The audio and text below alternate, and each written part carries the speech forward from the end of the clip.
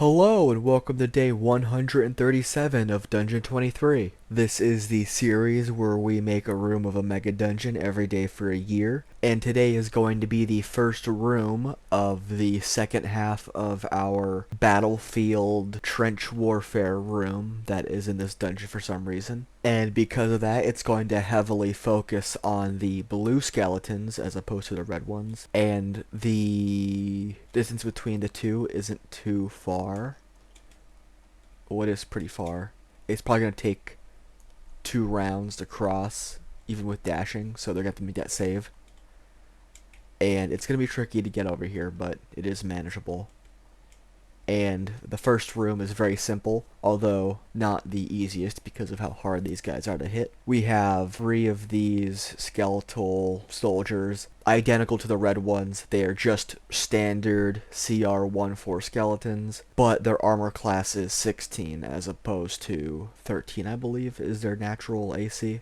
And we also have a skeletal mage that is also armored. And again, he is identical to the armored skeletal mages that were red. Now, our special guy for today is going to be our blue skeleton healer.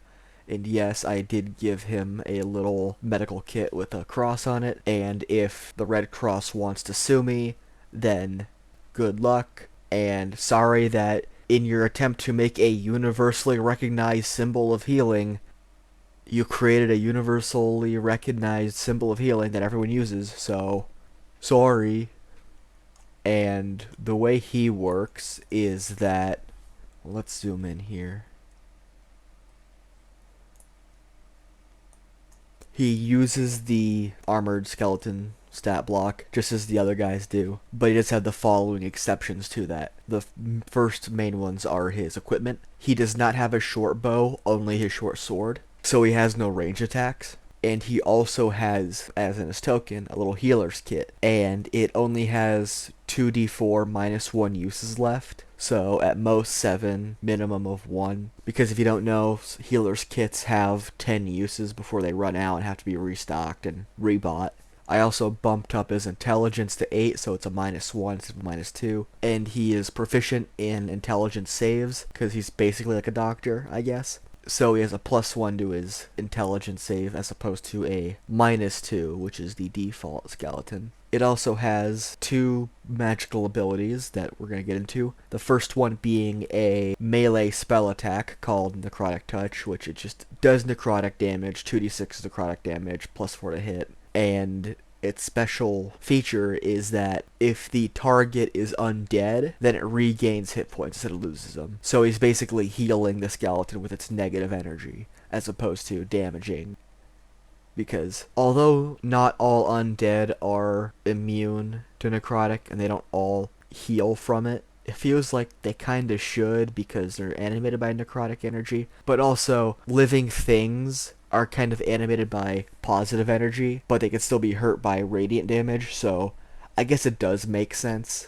And that's like his main attack, although there is also a special thing it could do when there's 3 or more of the skeleton healers in a room, like 15 feet apart, within 15 feet of each other. They could cast Animate Dead, and once a day per skeleton, which I really like because it reminds me of how like Aarakocra could summon an air elemental. If there's like 5 of them in a room and they're all close to each other, they could do stuff. Or how hags have coven casting. If there's like 3 of them within 30 feet of each other or 60 feet of each other and they're also within 30 feet of their cauldron, then they could cast a leveled spell list. And what's going to really keep this in check is the fact that it's still an action to cast. And on top of it, I'm probably only gonna put like maybe 3, possibly 4 skeleton healers in this area, and they're gonna be pretty far from each other. So it's unlikely that all of the skeletons are gonna be in the right room to do all this. It's just like an extra thing they could do if it so happens to go that way. Also double checking, Animate Dead takes a minute to cast, not an action. So the chance of it being used also decreases because they have to sit there and cast it for a minute, which is 10 rounds of combat, which it's unlikely they're going to be able to get off before they get attacked and killed, or at least distracted. And that is basically our only new addition to this floor that's like new and not just a reskin or a slight modification.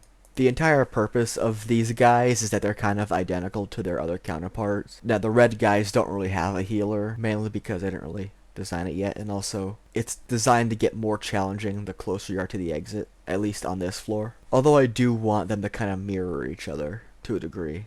Although I'm probably not going to put a red spy over here. Maybe there's like a captive, like a few red skeletons that are captured in a cage. You can set them free and they'll attack people. But yeah, that's basically it for this room. If you want to see more of this skeletonized conflict and more wacky skeleton soldiers, then consider liking the video, commenting down below, and subscribing, possibly even turning on notifications, so these things will show up in recommendations more often. Or you could always just come back tomorrow, because I'm going to be making these episodes every day for the rest of the year. That's kind of what the challenge is. And I also am working on my special skeleton episode, which is not of this series, just a regular D&D video that'll be about skeletons and their wacky shenanigans. So yeah, thanks for watching and or listening, and I apologize for the poor quality.